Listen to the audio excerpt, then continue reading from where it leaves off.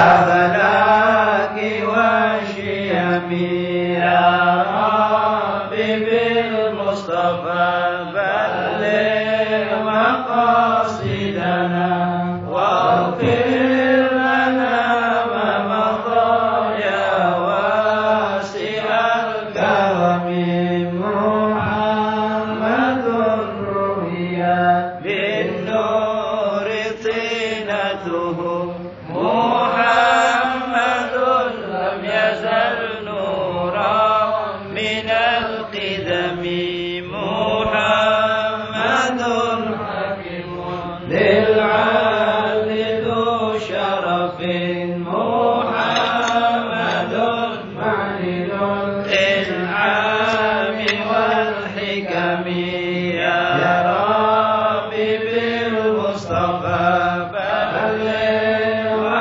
مقاصدنا واغفر لنا ما مضى يا واسع الكرم محمد خير خلق الله من مضر محمد خير رسل الله كلهم محمد دينه حق ندين به محمد علم الحق على علم يا رب بالمصطفى بلغ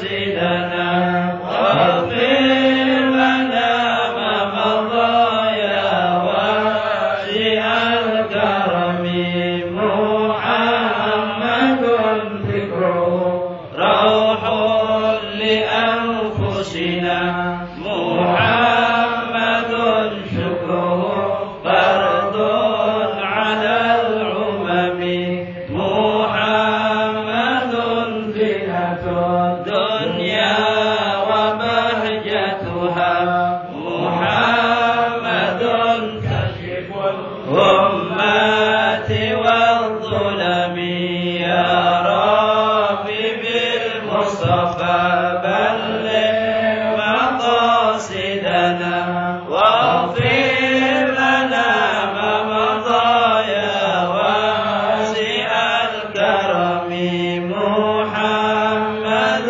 سيد طابت مناكبه محمد صريح رحمن بالنعم محمد صفة الباري وخيرته محمد طهر من سائر التهم يا رب بالمصطفى بلغ مقاصدنا واغفر لنا ما مضى يا واسع الكرم محمد ضاحك للضيف مكرمه محمد جاره والله لم يضم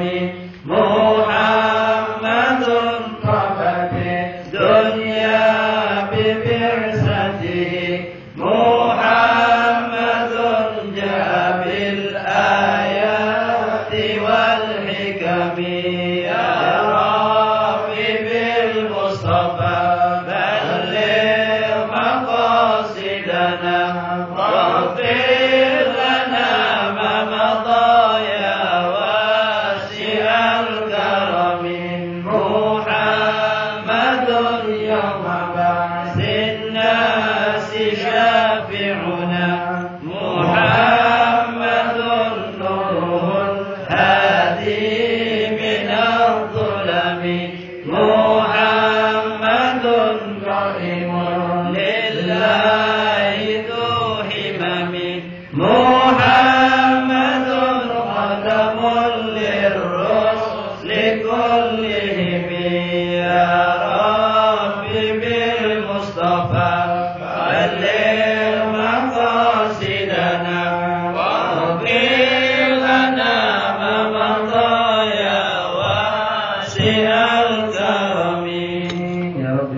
صواب مقاصدنا واغفر لنا ما مضى يا واسع الكرم يا رحيم الأمم. بسم الله الرحمن الرحيم.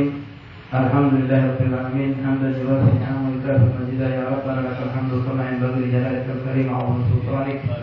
اللهم صل وسلم وبارك وكرم على سيدنا محمد مفتاح باب رحمة الله عدد ما في علم الله صلاة وسلاما دائمين بدوام ملك الله وعلى آله وصحبه ومن والاه. نوينا التعلم والتعليم والإفادة والاستفادة والنفع والانتفاع والتذكر والتذكير والحث على التمسك بكتاب الله وسنة الرسول ودعوة إلى الهدى ودلالة الخير اتباع مرضات الله وقرب وصوابه. اللهم أغننا بالعلم وزينا بالحلال وأكرمنا بالتقوى وجبنا بالعافية يا أرحم الراحمين. رب اشرح لي صدري ويسر لي أمري واحلل عقدة من لساني يفقهوا قولي. رب زدنا علما وزدنا فهما. سبحانك لا علم لنا إلا ما علمتنا إنك أنت العليم الحكيم. وتب علينا يا رب إنك أنت التواب الرحيم. اغفر لنا وارحمنا أنت خير الراحمين. وانصرنا على القوم الكافرين. اللهم يا من فتح له الخير وأعانهم عليه اكرم اللهم الخير وأعنا عليه. أصلح لنا شأننا كله ولا تكلنا إلى أنفسنا ولا إلى أحد من حولك وطرفة العين ولا حول ولا قوة إلا بالله العلي العظيم. معاشر الحاضرين معاشر الإخوان رحمكم الله حفظكم الله وفقكم الله. السلام عليكم ورحمة الله تعالى وبركاته. Alhamdulillah, alhamdulillah. Alhamdulillah Allah ya Rabbana, bersyukur kita kepada Allah Subhanahu wa taala. Allah Zat yang Maha Karim, yang Maha Latif, yang Maha Rauf Rahim, yang telah mengumpulkan kita kembali pada malam hari ini. Allah yang menggerakkan langkah kaki kita, melapangkan hati kita, menjauhkan halangan-halangan rintangan untuk kita sehingga kita bisa berkumpul malam hari ini bersama-sama menghidupkan syiar agama Allah. Bersama-sama kita mensyukuri nikmat Allah, bersama-sama kita bersilaturahim, bersama-sama kita mendekatkan diri kepada Allah, mengisi waktu, memakmurkan waktu antara maghrib dan isya dengan menambah ilmu pengetahuan agama atau memperkuat daripada pengetahuan agama yang telah kita miliki. Alhamdulillah kita bersyukur kepada Allah. Kita kumpulkan juga disampaikan umur kita oleh Allah memasuki hari-hari yang penuh berkah, yaitu Asyura Awail, 10 hari pertama dari bulan Zulhijjah, yang pada kesempatan yang lalu saya sempat menyampaikan kepada antum sekalian begitu besar fadilahnya. Semoga kita termasuk orang-orang yang beruntung yang diberikan Allah taufik bisa memperbanyak amal soleh, amal ibadah pada hari-hari ini, baik dengan berpuasa ataupun memperbanyak tasbih, tahmid, tahlil, takbir ataupun amal-amal soleh lainnya. Dan semoga Allah pun menerima amal-amal. Amin. Ma'asyiral hadirin rahimakumullah. Kita sekarang masuk malam keempat daripada bulan Zulhijjah. Artinya semakin mendekati daripada hari Lebaran. Sekali lagi menghimbau untuk diri saya sendiri, kita semua, bagi yang kita tidak mampu untuk berpuasa pada hari-hari ini, jangan tinggalkan hari Arafah, yaitu tanggal 9 Zulhijjah untuk berpuasa.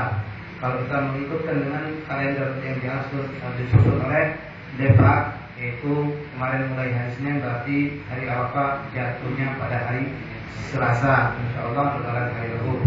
Lebaran Rabu berarti hari Arafah hari Selasa, atau kita kenal dengan hari masak. Nah itu disunahkan kita berpuasa. Selain mendapatkan ganjaran satu seperti puasa 1 tahun penuh, kita pun mendapatkan ampunan dosa 2 tahun daripada berkat puasa Yaumul Arafah. Nah dalam rangka ini pun sebagaimana telah saya sampaikan pada pertemuan yang lalu, insya Allah malam ini kita akan mencoba menjelaskan tentang hal-hal yang berhubungan dengan hari Lebaran, tentang sholat Id, tentang apa saja yang disunahkan di hari Lebaran. Kalau memang waktu yang memungkinkan, kita akan menyambung dengan hal-hal yang berhubungan dengan kurban. Ma'asyiral hadirin rahimakumullah wa barakatuh.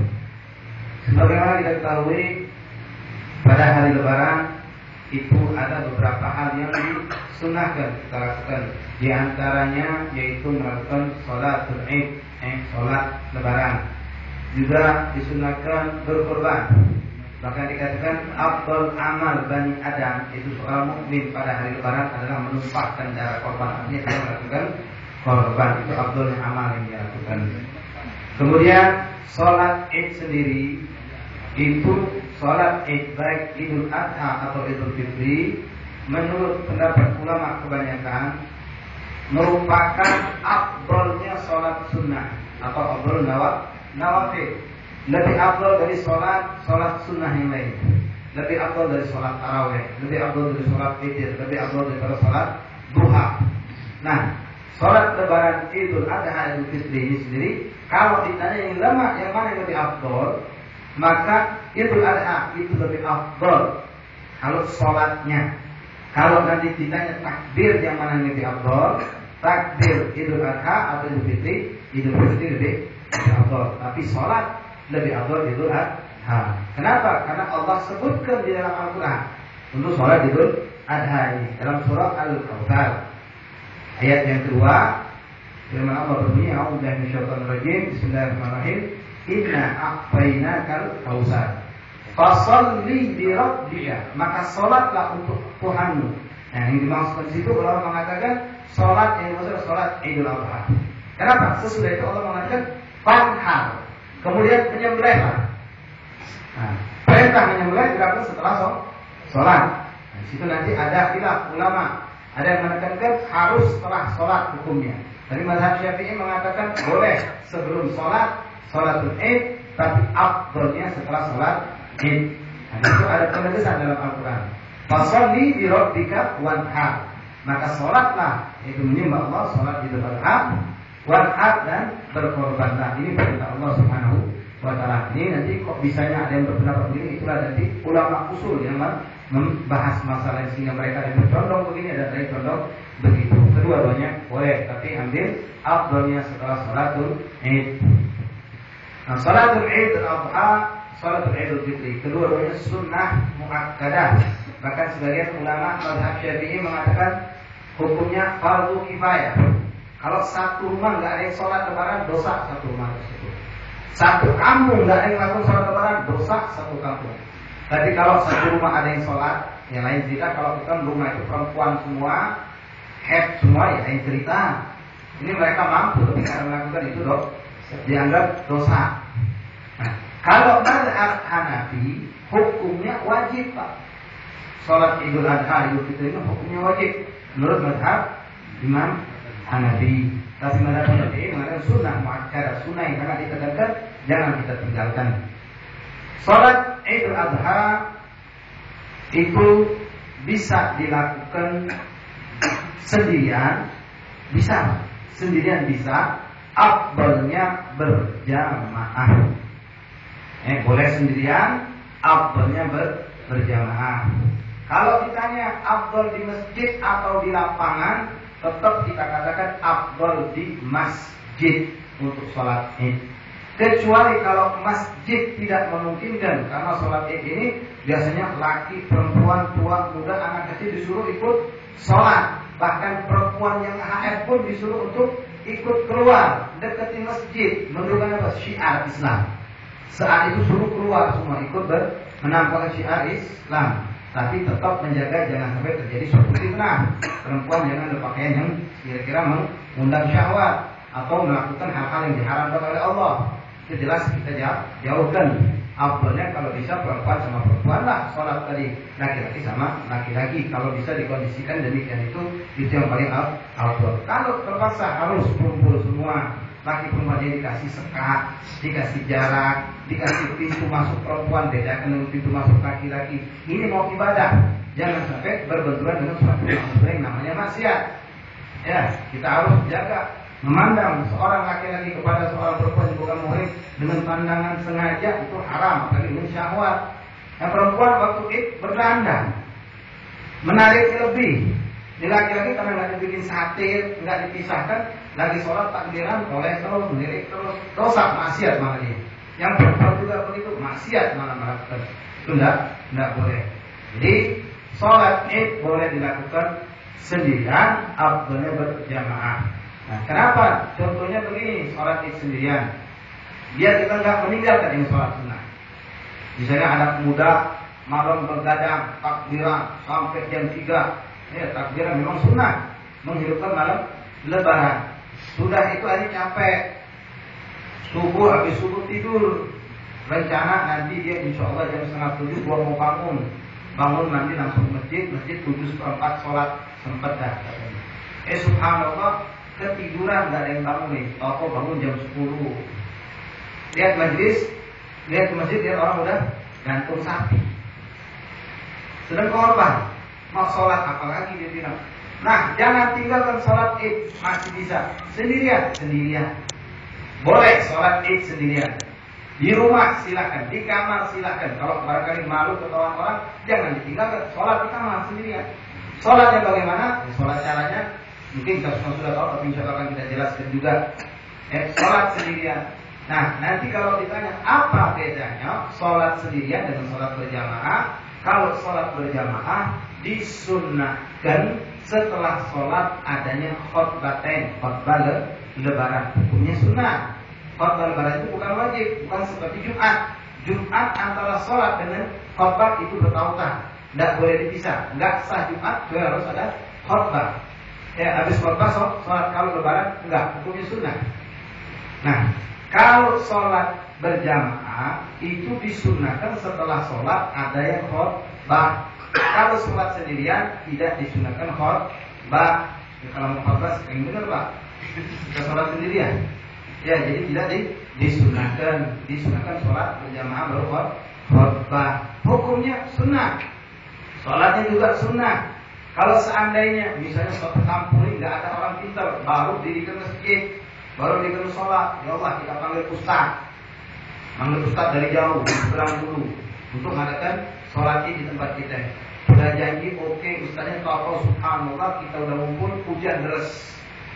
Ustaznya nggak ada yang jemput, nggak datang. Akhirnya makmum orang sudah kumpul rame, nggak ada yang bakal khotib. Gimana nih sholat ini kita? Apa bubar saja? Jangan. Masalahnya nggak ada yang bisa ceramah, nggak jadi masalah. Sholat id tetap lakukan. Habis sholat id doa bubar. Jangan malah ditinggal dua-duanya. Tanpa khotbah tetap sah. Beda dengan sholat Jumat. Kalau sholat Jumat harus ada khotbah. Tanpa khotbah tidak mungkin dilakukan sholat Jumat. Tapi id nggak jadi masalah. Artinya boleh. Seandainya dia sudah nggak ada yang khotib. Kalau jadi imam sih banyak yang bisa. Tapi cari ceramah khotib nggak ada. Lakukan sholat id. Setelah itu bubar. Silakan. Nah itu. Waktu sholat id kapan dimulai? Sholat id waktunya dimulai dari diperbolehkan dari semenjak tulu syams. Semenjak terbit matahari itu sudah boleh kita melakukan sholat id. Sampai kapan? Terakhir keluar waktunya yaitu zawal, masuk waktu zuhur. Langit di tengah-tengah lepas, sudah nggak bisa lagi sholat id. Jadi saya gambarkan anak muda yang tidur bangun jam 10. Masih boleh sholat id, silahkan.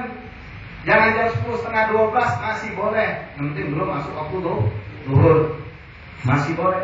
Kebetulan dia bertiga, yang colongan dari tidurnya sampai jam 10, ya sudah sholat berjamaah. Kalau ada yang bisa ceramah, suruh naik ceramah. Nggak ada mihrab, nggak ada tongkat, nggak usah dimasalahkan. Diri aja, nggak perlu. Mihrab itu sunnah, tongkat itu sunnah. Diri aja. Sholat dari kursi, tidak perlu duduk sebentar, diri lagi. Nah, itu bisa kita lakukan. Jam berapapun boleh. Waktunya dari semenjak terbit matahari sampai zuhur. Sholat Idul Adha disunahkan lebih pagi ketimbang sholat Idul Fitri. Kenapa? Banyak alasan. Di antaranya 2 sebab kita disunahkan mempercepat sholat Idul Adha. Atau kita lihat, insya Allah mungkin di mana-mana begitu Pak. Sholat Idul Fitri mungkin jam setengah 8. Sholat Idul Adha biasanya jam 7. Atau sholat Idul Fitri jam 8, biasanya setengah 8 Idul Adha. Kenapa? Dikarenakan Idul Adha ini kita disunahkan imsak.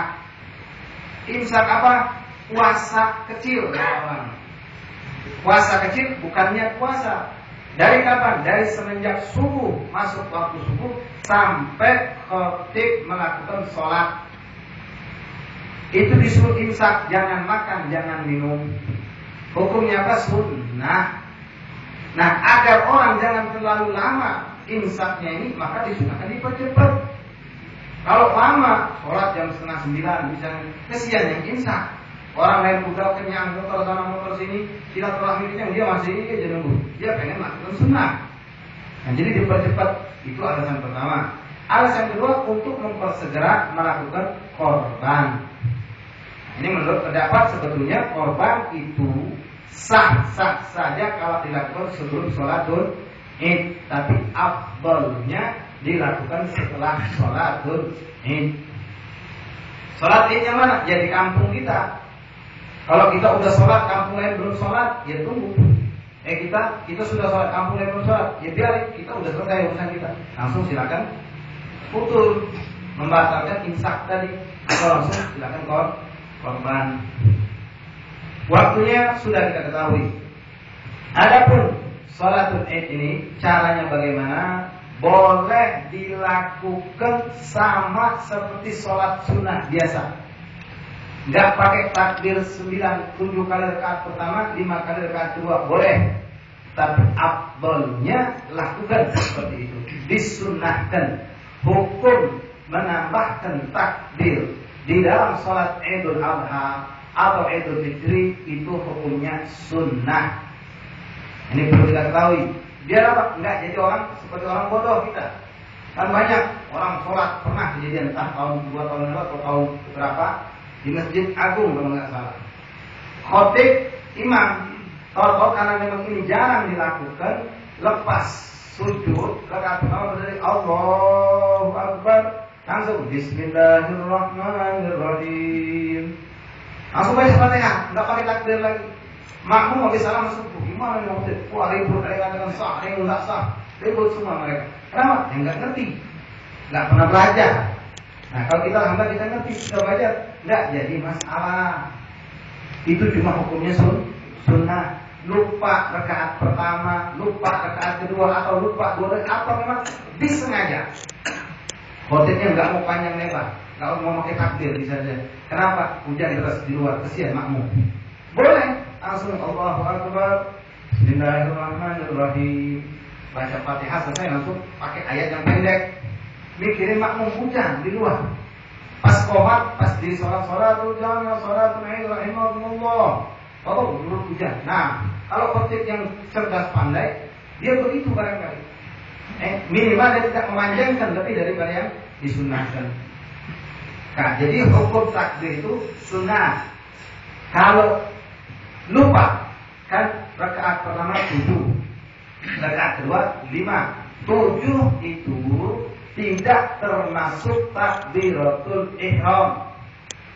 Kamu sholat takbiratul ihram, sebagai sunnatul Id, makmuman dan cara Allahu Akbar, ini kan takbir, belum dihitung ini. Ini takbir wajib. Sudah selesai, baca doa iftitah, disunahkan. Sudah selesai doa iftitah baru Allahu Akbar. 1. Allahu Akbar, disunahkan di setiap takbir ngangkat tangan dan meletakkan tangan kanan di atas tangan kiri antara pusat dan dada setiap takbir. Lalu di antara takbir 1 dan kedua, 2 dan 3 dan seterusnya disunahkan membaca bagiatus sholihah. Baca subhanallah walhamdulillah la ilaha illallah Allahu Akbar, subhanallah walhamdulillah la ilaha illallah Allahu Akbar. Bukan diam aja, Pak. Kalau diam aja sah. Wong pakai takbir aja sah. Nah, ini sunnahnya diisi dengan tasbih. Baca subhanallah walhamdulillah la ilaha illallah Allahu Akbar. Nah, untuk sholatul Id itu makmum boleh mengangkat suara juga ketika takbir. Imam Allahu Akbar, makmum juga Allahu Akbar, boleh, disunahkan. Tapi kalau sholat jenazah tidak disunahkan. Sudah pernah saya sampaikan di sini juga. Sholat jenazah enggak disunahkan angkat suara seperti sholat Id. Cukup imam saja Allahu Akbar, makmum enggak perlu Allahu Akbar, enggak perlu kalau sholat jenazah. Ini sholatul Id.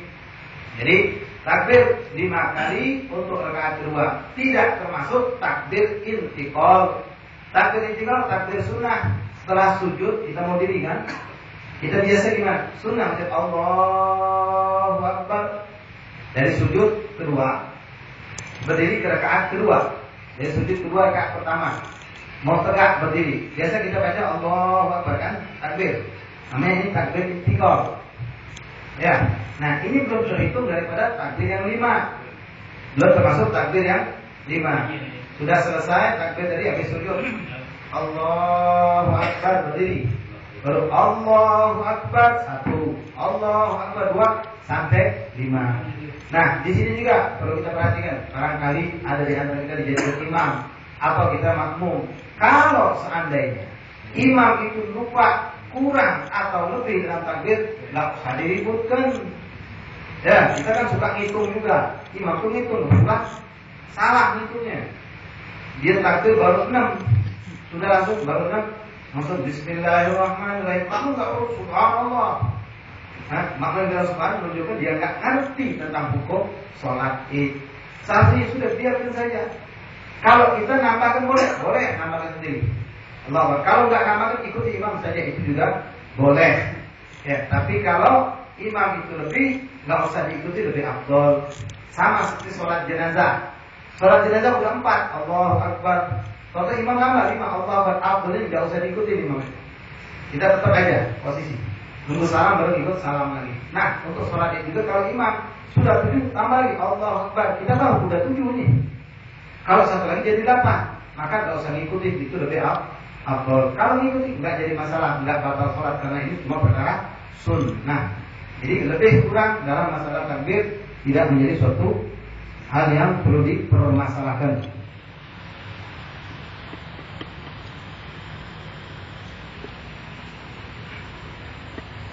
Adapun selanjutnya sholat sama seperti biasa. Setelah selesai takbir 7 kali rakaat pertama, imam mulai membaca Fatihah. Bismillahirrahmanirrahim sampai selesai. Udah selesai, bacalah surat. Kalau dia hafal, di sini disunahkan baca surat Qaf rakaat pertama. Iqtarabat asy-syams itu iqtarabat itu rakaat kedua. Ini dua-duanya ayat menceritakan tentang azab. Tentang kiamat, tentang hal-hal yang mengerikan. Mungkin kita bingung, kok ini sholat Id kan gembira, kenapa dibaca surah Qaf? Kenapa dibaca surah Iqtarabat ini? Ini sudah anjuran Rasulullah. Inilah sunnah Rasulullah. Sekarang kita ikuti saja. Kalau memang kepanjangan atau enggak hafal, bacalah Sabbihisma rabbikal a'la rakaat pertama. Rakaat kedua al-ataka seperti sholat Jumat. Kalau nggak hafal juga sampai hafal wadduha sama alam nasyrah, silakan. Nggak hafal juga bacalah apa yang kita sekiranya hafal. Nggak pakai ayat pun sah sholat kita, yang penting Fatihahnya dibaca. Setelah salam selesai, Assalamualaikum warahmatullahi wabarakatuh. Assalamualaikum warahmatullahi. Ada perbedaan antara sholat Idul Adha dengan sholat Idul Fitri. Masalah perbedaan ini kembali kepada masalah takbir, Pak. Ini perlu kita pahami masalah takbir. Kadang-kadang diributkan juga, wih, nggak boleh lagi takbir. Siapa bilang sunnah ini lebaran? Ribut. Bahkan saya sendiri mendapatkan di kampung dekat pesantren sana, musola, ada satu musola. Kita bingung, habis sholat lebaran ketiga dia takbiran. Nah ini orang salah, ada kesalahan. Sekarang malam ini kita mungkin Bapak sudah tahu, sekarang kita lebih jelaskan lagi. Takbir itu ada jenis-jenisnya. Ada perbedaan antara takbiran untuk Idul Adha sama takbiran untuk Idul Fitri. Silakan yang depan maju ke depan, maju ke depan sini. Takbir ada namanya takbir mutlak. Kapan dimulainya? Mulai dari maghrib Lailatul Id. Ini dua-duanya sama, Pak. Idul Adha, Idul Fitri sama. Ada takbir mutlak namanya.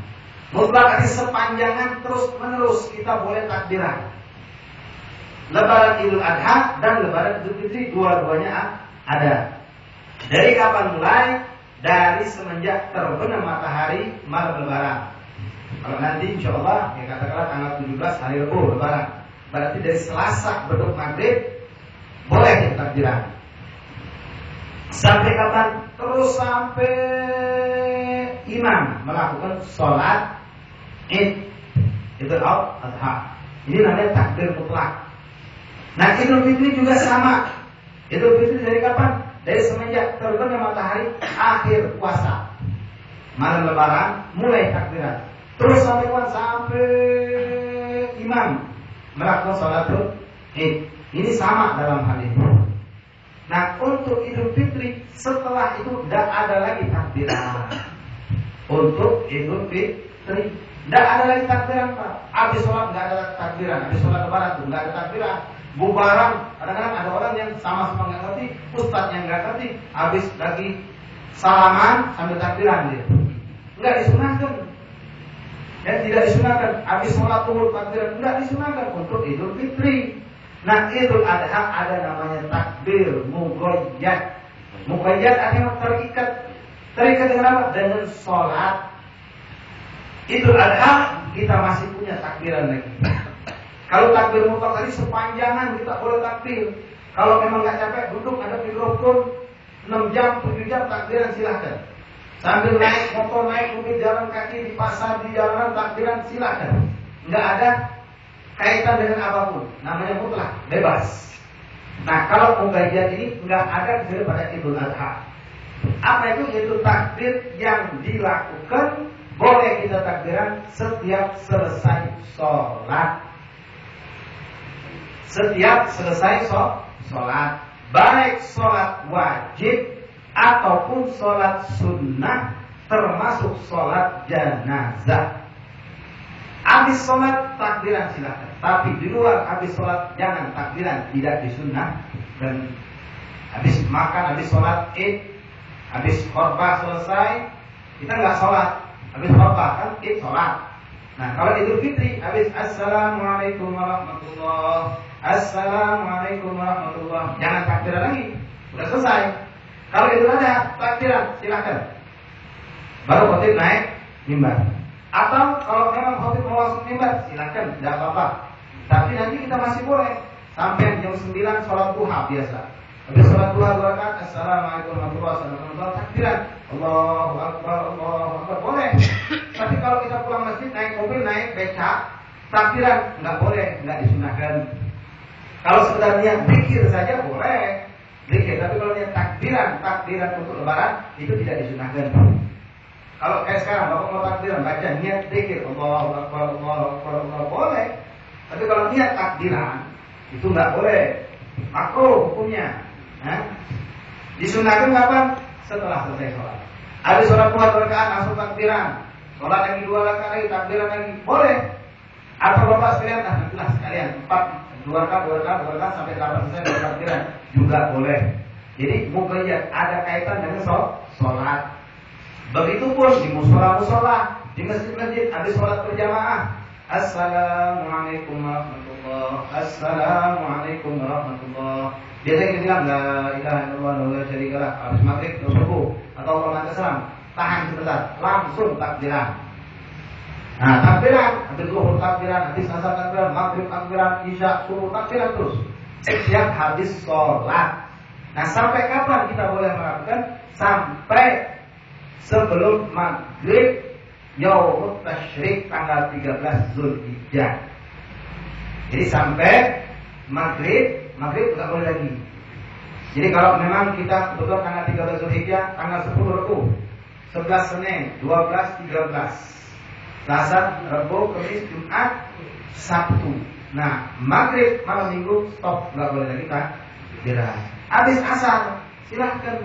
Kebetulan kita habis asar ada jenazah, kita habis asar itu sudah sholat.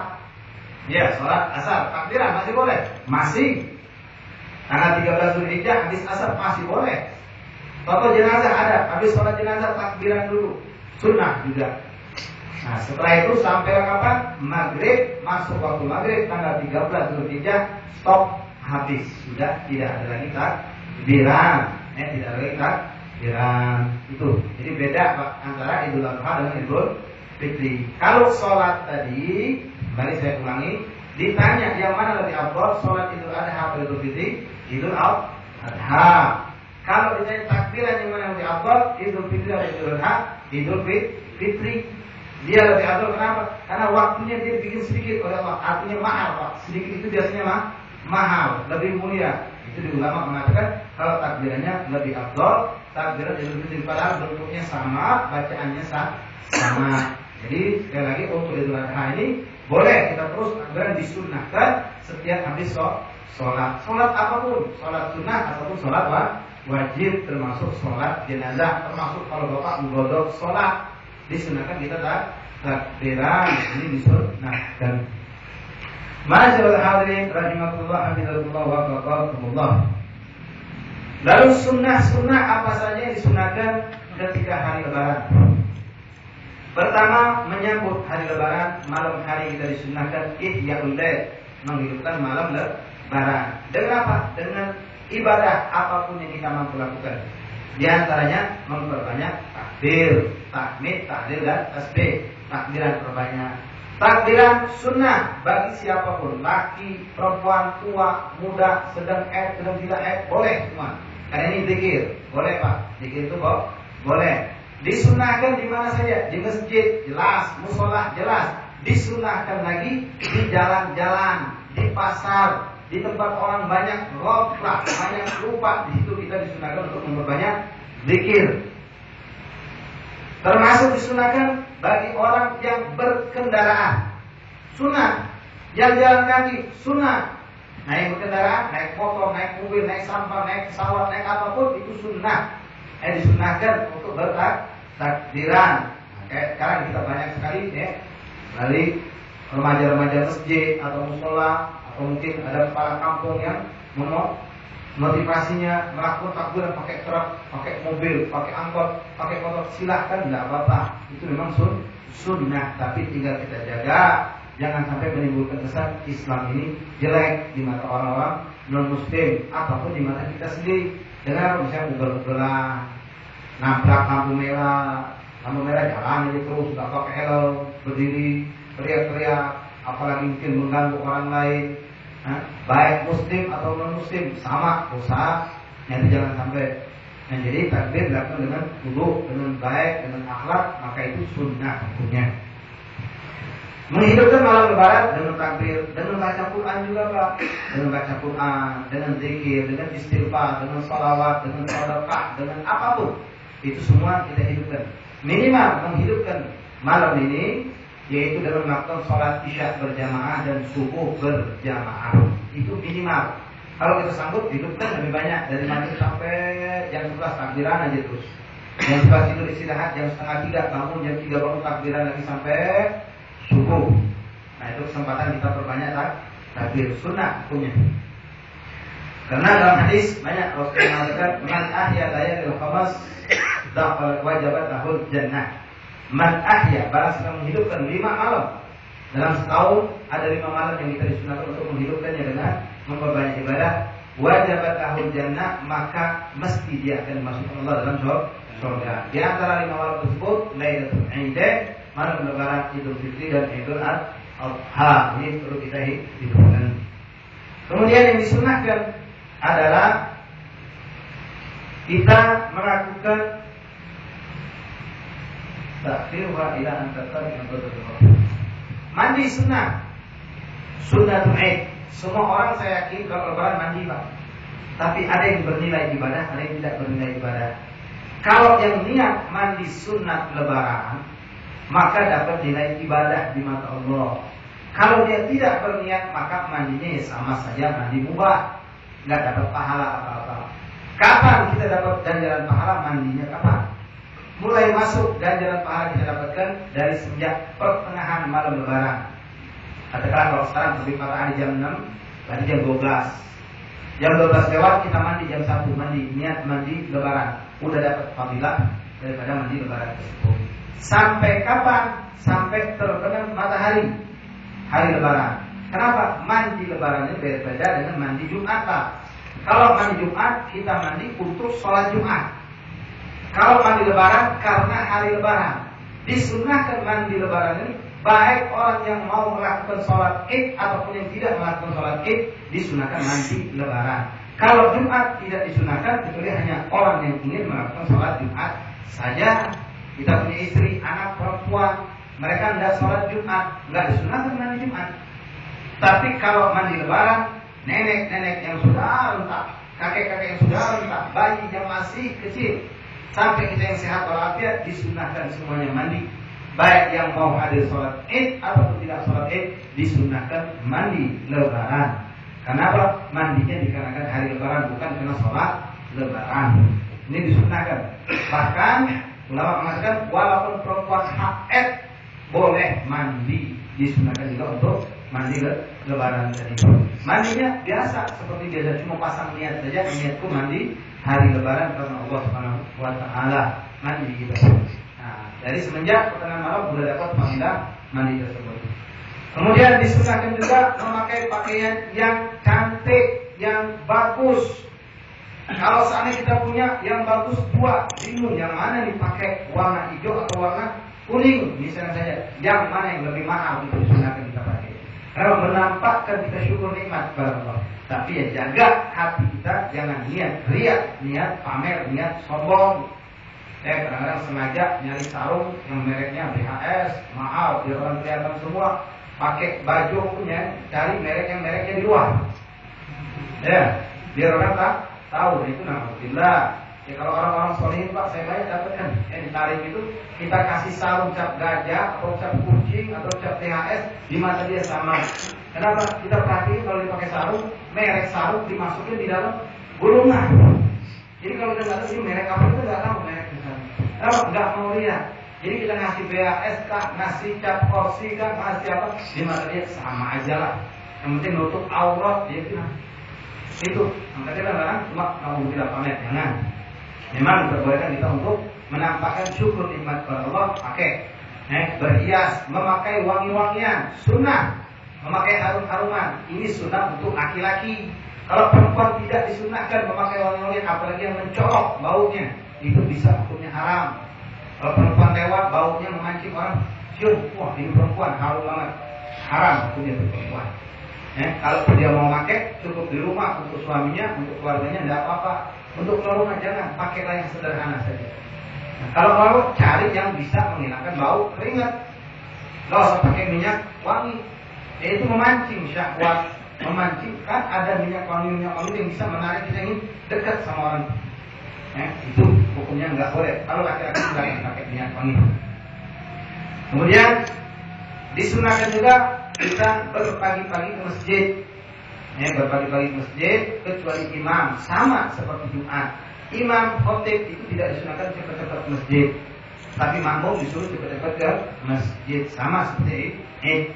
Kemudian disunahkan juga kita pergi dan pulang dengan jalan yang berbeda. Jadikan jalan waktu pergi lebih panjang daripada jalan waktu pulang. Nah, boleh naik kendaraan, boleh jalan kaki. Kalau Jumat sunnahnya jalan kaki, sebagai ulama mengatakan kalau lebaran naik kendaraan. Jadi menampakkan semua nikmat-nikmat itu ditampakkan. Nah, cari jalan pergi lebih jauh. Muter lewat belakang, pulangnya lewat depan. Ini sunnah hukumnya. Kemudian disunahkan jelas kita bersedekah. Bersedekah pada hari itu kepada fuqara masakin. Lalu disunahkan juga di sini yaitu untuk Idul Adha disunahkan lebih pagi puas sholatnya. Idul Fitri agak diperlambat. Tadi sebabnya sudah kita sebutkan. Lalu disunahkan juga, tadi juga sudah saya sebutkan, imsak. Untuk Idul Adha ini kita semenjak subuh jangan makan, jangan minum sampai kapan? Sampai setelah selesai sholat Id.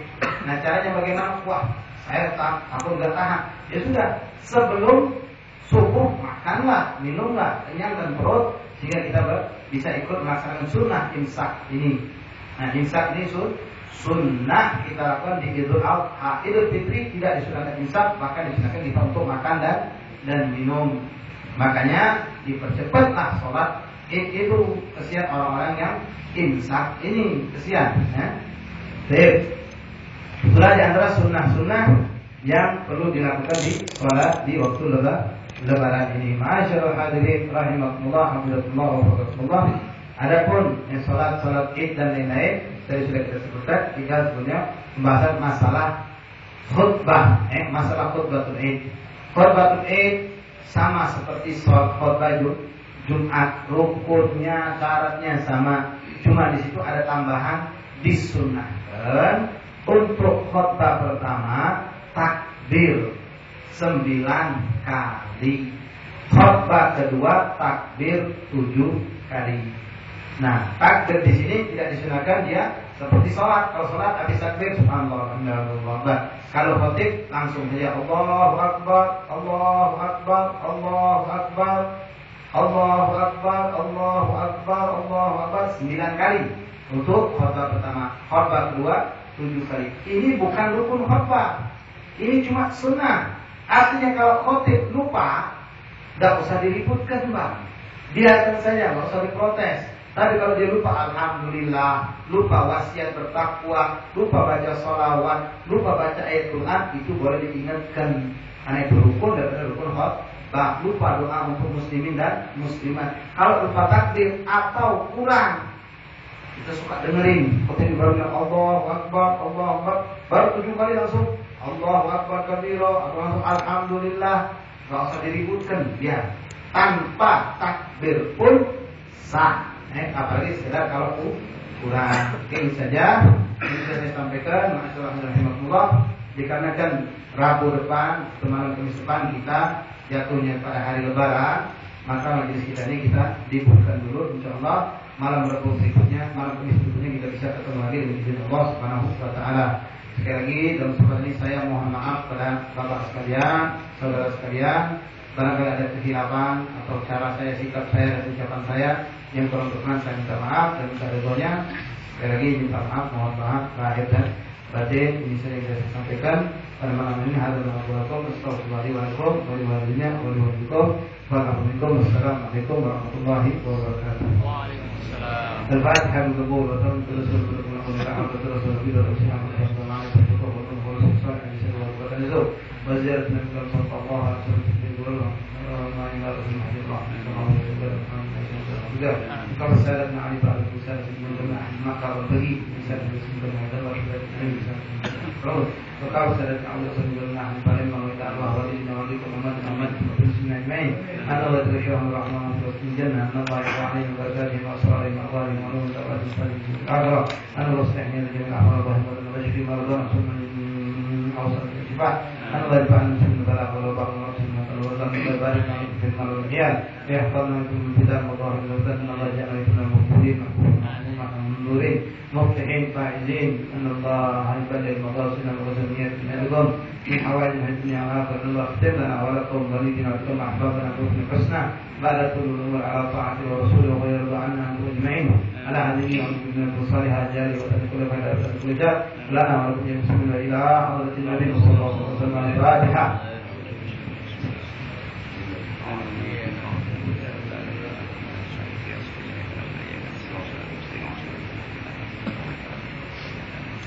بسم الله الرحمن الرحيم. اللهم إنا نسألك بحق الفاتحة سر الفاتحة بحق ما ينزل إليه الفاتحة افتح لنا باب الخير واجعلنا من أهل الخير بالخير يوم أفضل أهل الخير بالخير وأعانهم عليه بإذن الله ومن الخير عليه وصلح لنا شاء وكل ولا تكن إلى أنفسنا ولا إلى أحد من حفظ وقرة العين صلى الله عليه وسلم الحمد لله والحمد لله تقبل الله منكم تقبل